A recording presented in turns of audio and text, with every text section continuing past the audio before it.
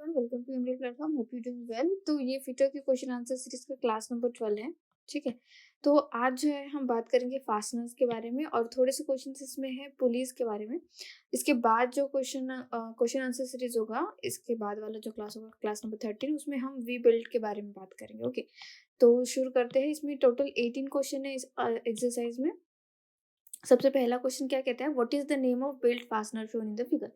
तो ये चीज की फितरत है, ये एज इट इज जो भारत स्केल की किताबें हैं, ठीक है, उसमें से ही क्वेश्चन फिगर जो होता है, एक्चुअल में इमेज जो होती है वहीं से उठाता है और एज इट इज आपको देखने को मिल जाएगा पेपर में। इतने सारे पेपर जो टीसीएस ने एज अ टेक्नीशियन प्लेटफॉर्म, जैसे आईटीआई के बेसिस पे जो भी उन्होंने एग्जाम ले रखे हैं, वहाँ पे देखना एएलपी का अगर आपके पास सेट होगा तो जरूर देखिए वहाँ पे कि अगर आपके क्वेश्चन लाइक 100 क्वेश्चन है या 75 क्वेश्चन है आपके पेपर में, तो उसमें आपको 5 क्वेश्चन डेफिनेटली फिगर के ही मिलेंगे। कोई इमेज दिखा दी जाएगी और उस इमेज में कोई पार्ट दिखा दिया जाएगा एक्स करके, और बताओ कि वो एक्स क्या है उस इमेज में, इस तरह से। ठीक है, तो जब भी आप पढ़ाई कर रहे हो प्लीज ध्यान रखना कि जो भी इमेजेस है, जो भी फिगर है, जो भी मशीन है, उसके हर एक पार्ट को आप अच्छे से जांचो, अच्छे से उसको याद रखो। क्योंकि एग्जाम में एक बार आप पढ़ लो, हो गया, एग्जाम में आंसर दे दिया, उसके बाद भूल जाओ, चल जाएगा। ठीक है, भूलोगे तो नहीं, ऑब्वियसली इसी के टीचर बनने वाले हो तो यही चीज बार बार पढ़ोगे। लेकिन फिर भी अगर एग्जाम के बाद भी कुछ हो जाता है, ठीक है, कोई बात नहीं, लेकिन एग्जाम के पहले पहले आपको सब कुछ याद कर लेना है, सारे इमेजेस याद कर लेने हैं। ओके, तो देखो ये जो फास्टनर है इसको कहते हैं एलिगेटर टाइप फास्टनर। क्या कहते हैं? Alligator type fastener. ये एलिगेटर की तरह आप लोगों को नजर आ रहा होगा। ये जो होता है ये आपका, ये इसको कहते हैं पिन। क्या कहते हैं इसको? पिन कहते हैं। और ये जो एलिगेटर की तरह दिख रहा है, ये यहाँ पे फास्टिंग हो जाती है। फास्टनिंग मतलब जुड़ जाना। ठीक है, यहाँ पे जुड़ जाता है ये। और ये जो बनता है, ये पिन जो बनती है, ये एक्चुअली माइल्ड स्टील से बनती है। किससे बनती है? माइल्ड स्टील से बनती है।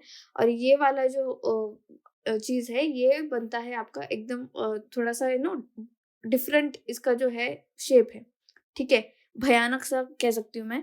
तो ये जो चीज बनती है, ये शीट मेटल्स, जो आपकी स्टील शीट है उससे बनती है, स्टील शीट से। ये भी क्वेश्चन पूछा जाता है कि एलिगेटर जो फास्टनर है वो किस मटेरियल से बनाया जाता है। ठीक है, नेक्स्ट क्वेश्चन देखो, what is the name of mark x in the belt tribe. तो ये जो एक्स, ये जो पुली है, ठीक है, इसका नाम क्या है और ये किस लिए इस्तेमाल की जा सकती है। तो यहाँ पे ऑप्शंस देखना, स्टेप पुली, ड्राइवर पुली, जॉकी पुली, ड्रिवन पुली।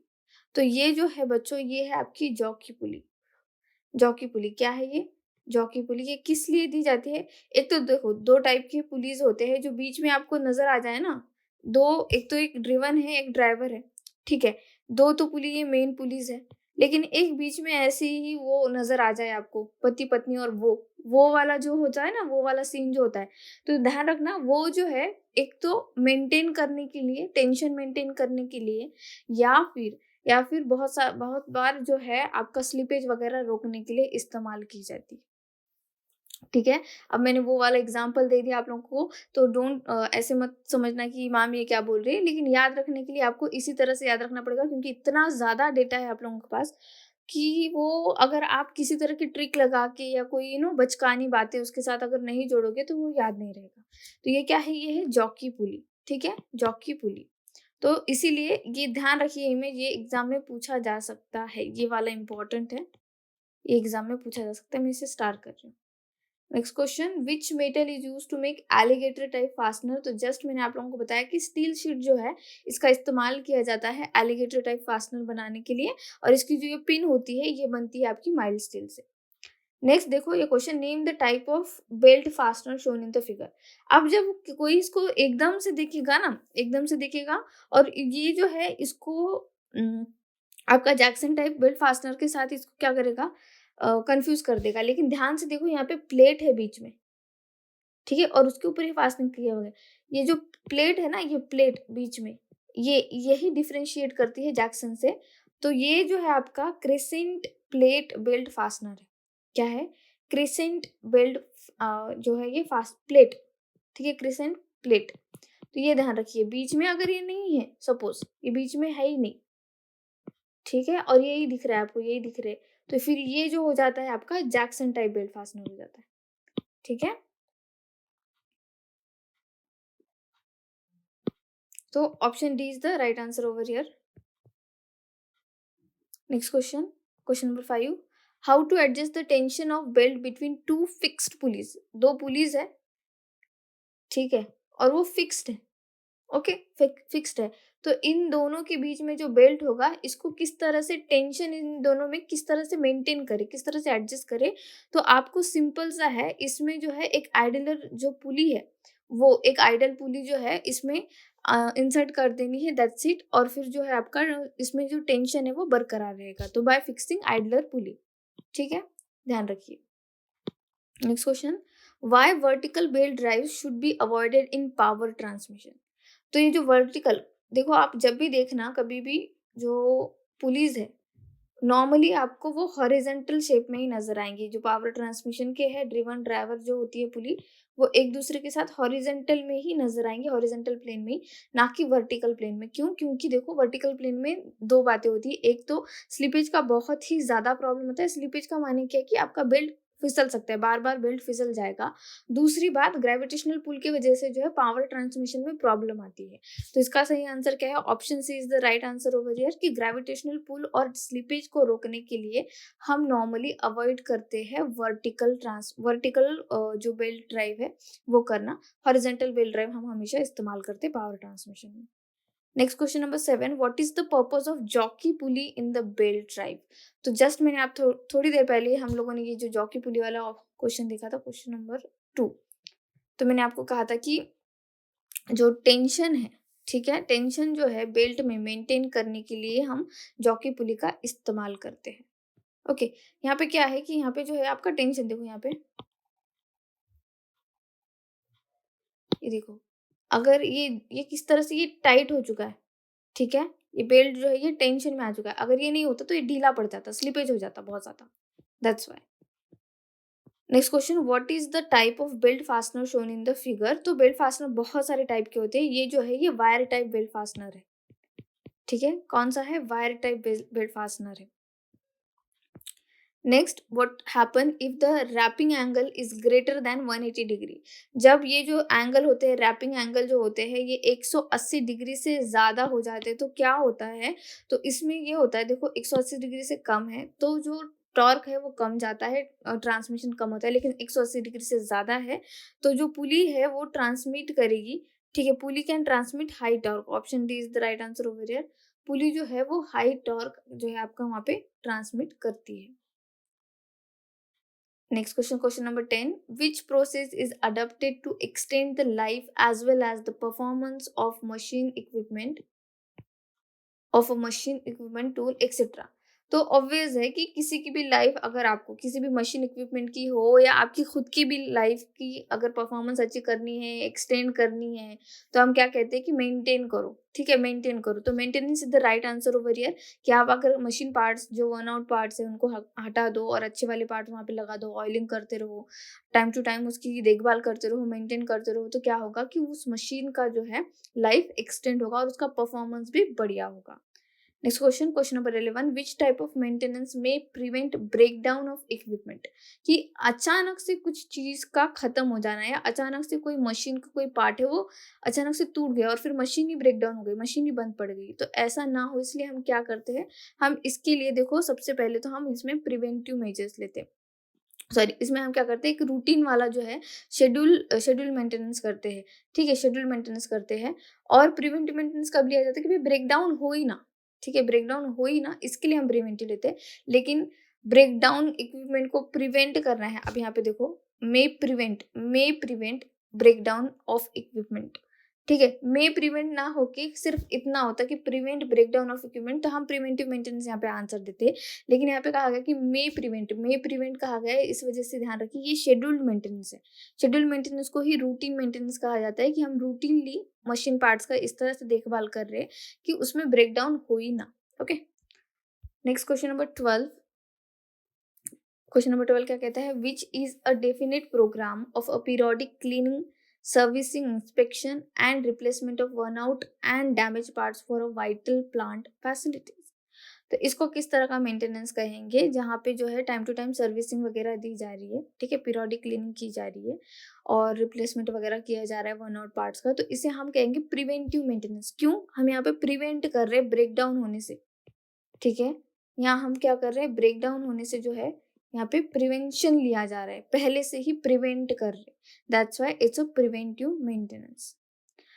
नेक्स्ट क्वेश्चन देखो, question number 13, which is called corrective maintenance और इमरजेंसी मेंटेनेंस। तो इमरजेंसी मेंटेनेंस को या करेक्टिव मेंटेनेंस, इसे ये कहता है ब्रेक डाउन मेंटेनेंस। क्या है ये ब्रेक डाउन मेंटेनेंस? माने कुछ खराब हो गया अचानक से, मशीन में कुछ तो खराब हो गया तो उसको करेक्ट करना, that is corrective maintenance. Emergency brake down, obviously खत्म हो गया अचानक से, मशीन आपकी रुक गई, आप उसको मेंटेनेंस कर रहे हो तो क्या होगा, वो इमरजेंसी मेंटेनेंस। इसमें एक ही दिक्कत होती है कि आपकी जो प्रोडक्शन वगैरह है वो अचानक से रुक जाता है, ठीक है, प्रोडक्शन कॉस्ट बढ़ जाता है, लेबर कॉस्ट बढ़ जाता है, मेंटेनेंस कॉस्ट बढ़ जाता है, क्योंकि सॉरी मेंटेनेंस कॉस्ट इसमें नहीं बढ़ता है, प्रिवेंटिव में मेंटेनेंस कॉस्ट बढ़ता है। तो इसमें क्या होता है कि एक्चुअली पैसा आपका ज़्यादा जाता है, क्योंकि आपकी मशीन बंद पड़ गई है तो प्रोडक्शन रुक गया है, प्रोडक्शन रुक गया मतलब सप्लाई साइकिल जो रुक गई है, और वो रुक गई है मतलब क्या है कि आपका जो है आप आगे वो टाइम जो है, actually time is the money in company, तो वहाँ पे आपका टाइम वेस्ट हो रहा है, और टाइम वेस्ट हो रहा है मतलब पैसा भी वेस्ट हो रहा है, इस तरह से। Question number 14, what type of maintenance is used to check the condition of equipment periodically making use of human sense such as hearing, smell, sight, etc. तो देखो क्या होता है, आप लोगों ने भी देख रखा होगा कि आपके कॉलेज में कुछ ऐसे टेक्नीशियंस, ठीक है, जो लाइक आपके लैबोरेटरी में जो आपके जो थ्योरी टीचर पढ़ाते हैं वो नहीं, जो आपका प्रैक्टिकल में जो आपका प्रैक्टिकल लेते हैं उन टीचर को देखना, उनका इतना ज़्यादा एक्सपीरियंस होता है कि आप, एक बार मेरे साथ हुआ था, मैं टर्निंग कर रही थी लेथ मशीन पे, एंड मैंने क्या किया था कि लेथ का टूल शायद से मैंने गलत लगा दिया था या कुछ ऐसा हुआ था, और मशीन अचानक से अजीब सी आवाज़ करने लगी। तो वो सर वहाँ से भागते हुए आए और उन्होंने मशीन शट डाउन कर दी, ठीक है, और उन्होंने कहा कि मैडम आपने जो है टूल सही से नहीं लगाया, समथिंग लाइक दैट, और फिर उन्होंने वो सही से करके दिया। तो आई वाज़ सरप्राइज़ कि भाई बंदे को उतनी दूर बैठ के, बहुत बड़ा होता है वर्कशॉप ऑब्वियसली, तो उतने दूर बैठ के उसे कैसे पता चला कि मैंने मशीन जो है, मशीन में टूल मैंने गलत तरीके से लगा दिया। क्यों? क्योंकि सुनने की जो क्षमता है, ठीक है, उन लोगों ने इतना काम कर रखा है उस मशीन पे, ठीक है, कि उनको समझ में आ जाता है कि भाई कहाँ पे क्या गड़बड़ हो रही है, सुनकर, कभी-कभी स्मेल से भी, ठीक है, कभी-कभी देख के भी पता चल जाता है। जैसे हम लोग जो है, हमारे अगर घर में पेट वगैरह है, तो हम उसको देख के ही बोल देते हैं कि यार इसका आज ठीक नहीं लग रहा है मूड, या समथिंग लाइक दैट। तो हम ये कैसे बता पाते हैं? क्योंकि हमारा उनके साथ एक्सपीरियंस हो चुका है। तो उसी तरह से मशीन्स जो है, जो टेक्नीशियंस उसके ऊपर काम करते हैं, उनको इतना ज़्यादा उसका एक्सपीरियंस आ जाता है, उन्हें समझ में आ जाता है कि क्या गलती हो रही है वहाँ पे या क्या गलत हो रहा है उसके साथ। तो ये किस तरह का मेंटेनेंस है? तो इसे हम क्या कहेंगे? इसे हम प्रिवेंटिव मेंटेनेंस कहेंगे, ब्रेकडाउन कहेंगे, प्रिडिक्टिव कहेंगे, या शेड्यूल्ड मेंटेनेंस कहेंगे। तो ध्यान रखिए, ये जो है ये प्रिडिक्ट किया जा रहा है, किसके द्वारा? जो इंसान उस पे बार-बार काम कर रहा है। तो ये है प्रिडिक्टिव मेंटेनेंस। सुन के ही समझ गया वो कि हाँ, यहाँ पे टूल इसने गलत बिठा दिया है, इसको बंद करना पड़ेगा मशीन। और फिर और एक एक किस्सा हुआ था, डिप्लोमा के टाइम पे ये चीज़ हुई थी एक्चुअली मेरे साथ, कि मैंने कूलेंट जो है 1:20 वाला रेशियो लेना होता है। मैंने कूलेंट एक्चुअली बहुत ज़्यादा ले लिया था और उसमें पानी मैंने कम यूज़ किया था, तो वहाँ पे एकदम से भयानक सी स्मेल पूरे वर्कशॉप में घुस गई थी। तो ये हम लोगों के साथ होता है जब स्टार्टिंग में फर्स्ट ईयर में, फर्स्ट ईयर फर्स्ट सेमेस्टर, इतना ज़्यादा हमने कभी मशीन्स देखी नहीं होती और इतने बड़े लेथ मशीन के सामने ठहरा दिया जाता है, तो होता है ऐसी चीज़ें। लेकिन जो लोग एक्सपीरियंस्ड होते हैं उन लोगों को पता चल जाता है। अब करके करके काम करके मुझे भी अब एक्सपीरियंस आ चुका है, लेथ मशीन का हो या किसी भी तरह की मशीन का हो, जो भी मैकेनिकल के अंदर आते हैं। तो जो लोग अगर सुन रहे हैं सीआईटीएस वाले, तो सुन लो ये बात कि भई हम लोगों ने भी बहुत ज़्यादा काम कर रखा है मशीन्स के ऊपर। हमें भी पता है कि किस तरह से मशीन्स को अब हैंडल किया जाता है। भले हम लोगों ने स्टार्टिंग में, ऐसे तो आप लोगों की तरह कोई डिप्लोमा वगैरह या कोई 1 साल का डिग्री या व्हाटएवर यू गेट, हमने वो नहीं किया है, बट हमें पता है कि थ्योरी भी कैसे पढ़ानी है और प्रैक्टिकल भी कैसे करने हैं, क्योंकि हम लोगों ने भी गलतियाँ की है और हम लोगों को पता है कि किस तरह से उन गलतियों को रोकना है। तो हम भी जो है डिग्री डिप्लोमा वाले, वो भी एक अच्छे टीचर बन सकते हैं। हमें सीआईटीएस का सर्टिफिकेट की ज़रूरत नहीं है। फिर भी अगर गवर्नमेंट चाहती है सामने से हमें सीआईटी सर्टिफिकेट देना, तो हम ले लेंगे, उसमें आज कोई दिक्कत नहीं है।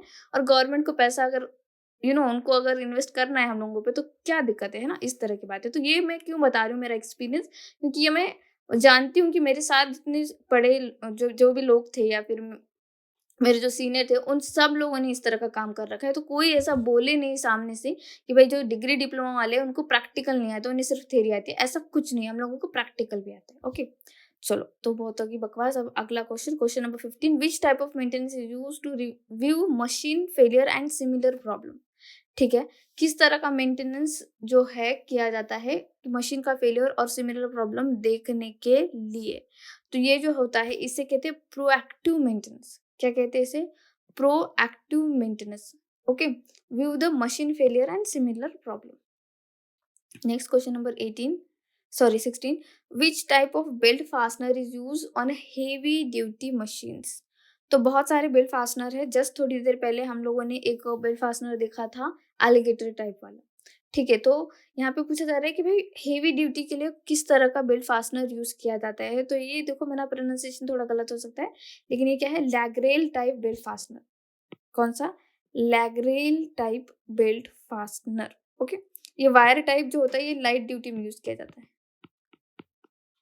ठीक है, अब इसको मैंने कैसे, यही क्यों बताया मैंने, ये दोनों का क्यों नहीं बताया, इसीलिए नहीं बताया क्योंकि इसके आगे क्वेश्चंस होंगे भी, और ऑब्वियसली ये जो है ये आप क्रॉस करके लिख सकते हो, जैसे हेवी ड्यूटी ऐसे लिखो और नीचे फिर ये लैग्रेल टाइप बेल्ट फास्टनर ऐसे लिखना है। शॉर्ट में लिखते जाओ, जो भी नोट्स बना रहे हो ना ऐसे एकदम, उसमें भी किताब मत लिखो। ओके, और फिर इसको क्रॉस करना है। इसके अपोजिट आपका आता है वायर टाइप बेल्ट फास्टनर, और इसकी ये किसके लिए? सॉरी, ये हेवी ड्यूटी के लिए, और ये किसके लिए? लाइट लाइट ड्यूटी के लिए। ठीक है, लाइट ड्यूटी मशीन्स के लिए हम जो है ये बेल्ट फास्टनर का इस्तेमाल करते हैं। ऐसे करके लिखना है। ऐसे कुछ नोट्स बनाने हैं जो सिर्फ आपको ही समझ में आए, किसी और को समझ में ना आए। ठीक है, next next question, question number 17, which type of belt fastener is used in joining belts for industrial purpose. तो इंडस्ट्रियल पर्पस के लिए किस तरह का बेल्ट फास्टनर यूज किया जाता है? तो यहाँ पर जो है हम एलिगेटर टाइप, जो है सबसे पहले जो क्वेश्चन पढ़ा था हमने, एलिगेटर टाइप बेल्ट फास्टनर का यहाँ पे इस्तेमाल करते हैं। ठीक है, इस तरह से लिखना है। Question number 18, which is the cause for belt slips. Belt slip क्या होता है? मतलब बेल्ट का फिसलना, पुली पे से बेल्ट का फिसल जाना, उसी को हम क्या कहते हैं? Belt slip. तो ये किस तरह का, इसका कॉज क्या होता है? तो देखो, अगर टेंशन कम हो ड्रिवन और ड्राइवर पुली में, तब जो है बेल्ट स्लिप होता है। इसीलिए हम क्या करते हैं कि टेंशन मेंटेन करने के लिए एक तो वहां पे हम लगा देते हैं आपकी, जो थोड़ी देर पहले हमने पढ़ा था कि जॉकी का पुली लगाते हैं या फिर आइडलर पुली लगाते हैं। क्यों लगाते हैं? अगर टेंशन बरकरार रहेगा तो जो पावर ट्रांसमिशन है वो बहुत बढ़िया तरीके से होगा यहाँ पे। ओके, होप सो कि आपको ये क्वेश्चंस, जितने भी 18 क्वेश्चंस हमने यहाँ पे डिस्कस किए, वो समझ में आए होंगे। किसी तरह की कोई दिक्कत है तो प्लीज बताना। और पिछली बार एक क्वेश्चन लिया था मैंने, इसमें है या नहीं इस पीडीएफ में, पता नहीं है, एक second, let me check. Okay, है। तो यहाँ पे क्वेश्चन नंबर 6 का मैंने आंसर नहीं दिया था। देखो, which metal is used in preparation of paint. तो लीड का इस्तेमाल किया जाता है। ठीक है, लीड का इस्तेमाल किया जाता है प्रिपरेशन ऑफ पेंट में। और किसी ने सोल्डर आयरन के बारे में बताया था, वहां पे कॉपर ही है बेटा आंसर। अभी क्वेश्चन मुझे नहीं मिल रहा है, कौन सा क्वेश्चन था पता नहीं, बट कॉपर ही है उसका आंसर। तो ये दो क्वेश्चन का आंसर जो है यहाँ पे थोड़ा सा आपको डिफिकल्ट लग रहा था, किसी को कोई प्रॉब्लम थी, कमेंट सेक्शन में कमेंट किया था बच्चों ने, तो इसीलिए मैंने बता दिया इसके बारे में। ठीक है, तो आपको जितना समझ में आया है ठीक, नहीं समझ में आया तो कमेंट सेक्शन में कमेंट करना, मैं तुरंत उसका जो है रेक्टिफाई कर दूंगी अगले क्लास में। Okay, thank you so much for watching.